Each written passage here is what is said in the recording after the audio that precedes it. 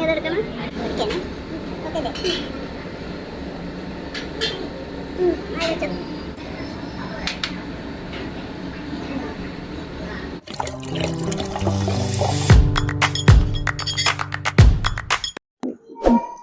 ഇന്ന് ഞങ്ങൾ ബേക്കറി ജംഗ്ഷനിലുള്ള പങ്കായത്തിൽ പോയി അവിടെ നിന്നാണ് ഫുഡ് കഴിച്ചത്. ഒത്തിരി നാളായി അവിടെ പോയി ഫുഡ് കഴിക്കണമെന്ന് കൊതിച്ചിട്ട്, ഇതുവരെ പോയിട്ടേ ഇല്ല. പലരും പറഞ്ഞിട്ടുണ്ട് അവിടുത്തെ ഫുഡ് നല്ലതാ, വലിയ മീനൊക്കെ ഇങ്ങനെ ഫ്രൈ ചെയ്ത് കൊണ്ടുവന്ന് തരും, അങ്ങനെയൊക്കെ പറഞ്ഞിട്ടുണ്ട്. അന്നേരെ കൊതിച്ചിരിക്കുന്നതാ, പോകാൻ പറ്റിയിട്ടേ ഇല്ല. ഇന്നാണ് അതിനുള്ള അവസരം ഉണ്ടായത്. ഇവിടെയെന്ന് വെച്ചാൽ സീ ഫുഡാണ്. നമുക്ക് ഏതാണ് വേണ്ടതെന്ന് വെച്ചാൽ അത് അവർ ഫ്രൈ ചെയ്ത് തരും. നമ്മളത് കാണിച്ചാൽ മതി. അതിൻ്റെ പുറത്താണ് ഫ്രൈ ചെയ്യുന്നത്. സീ ഫുഡിന് പണ്ടേ പേര് കേട്ട കടയാണ്. എല്ലാവരും പറയും അവിടെ വലിയ വലിയ മീനുകളൊക്കെ കിട്ടും, നമുക്ക് അവിടെ പോയിരുന്ന് കഴിക്കാം, എല്ലാം ഫ്രൈ ചെയ്ത് നമ്മുടെ മുന്നിൽ കൊണ്ടുവന്ന് തരും. അങ്ങനെ കരിമീൻ, പിന്നെ നെയ്മീൻ, ഏത് മീൻ വേണമെങ്കിലും നമുക്ക് പറഞ്ഞു കഴിഞ്ഞാൽ അവരത് ഫ്രൈ ചെയ്ത് തരും. ഈ പങ്കായത്തിന് വേറൊരു പ്രത്യേകതയുണ്ട് കേട്ടോ. ഇതിൻ്റെ മുകളിലത്തെ നില ട്രക്കുകൾ കൊണ്ട് ഇങ്ങനെ അടുക്കി വെച്ചേക്കുന്നതാ. അതിനകത്ത് കയറുമ്പോൾ അറിയാം, എല്ലാം ഇങ്ങനെ ഇരുമ്പാ അതിൻ്റെ ഭിത്തിയൊക്കെ. അതൊന്നും അറിയത്തില്ലായിരുന്നേ, പിന്നീടാ മനസ്സിലായത്. ഇവിടെ ഇരുന്ന നല്ല വ്യൂ ആണ് കേട്ടോ. പാളയം പള്ളി, ചന്ദ്രശേഖരൻ നായർ സ്റ്റേഡിയം, നല്ലതാ അവിടെ ഇരുന്നുകൊണ്ട് അങ്ങോട്ട് നോക്കാനായിട്ട്. മോൾക്ക് ബിരിയാണി മതിയെന്ന് പറഞ്ഞു. അവൾക്ക് അതാണ് ഇഷ്ടം. എവിടെ പോയാലും അവൾക്ക് ബിരിയാണിയാണ്. എനിക്ക് ചോറാണ് ഇഷ്ടം. പിന്നെ മീൻ ഫ്രൈ ഒക്കെ ഉണ്ടെങ്കിൽ ചോറ് തന്നെയാണ് നല്ലത്. അവളത് കൊണ്ടുവന്നു. ഒരു കാര്യം പറയാതിരിക്കാൻ വയ്യ, അവിടുത്തെ സ്റ്റാഫുകളുടെ ഇടപെടൽ നല്ല ഫ്രണ്ട്ലി ആയിട്ടുള്ള ആൾക്കാരാണ്.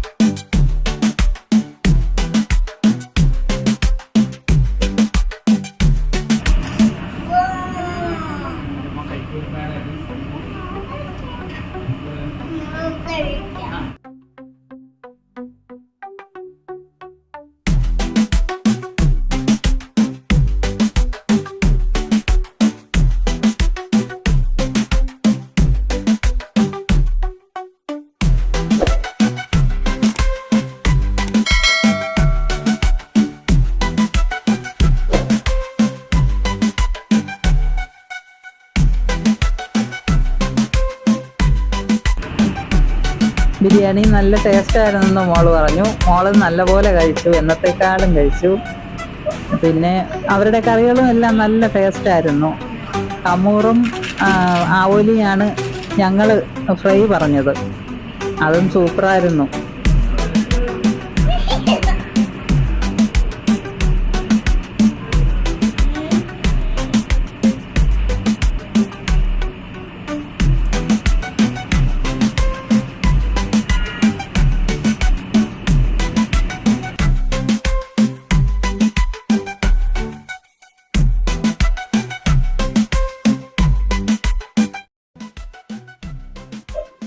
ഫിഷ് ഫ്രൈ കൊണ്ടുവന്നു. നമ്മുടെ 2 പ്ലേറ്റും ഇങ്ങെടുത്ത് വെച്ചു. എനിക്കിതൊക്കെ ആദ്യത്തെ അനുഭവമാണ് കേട്ടോ.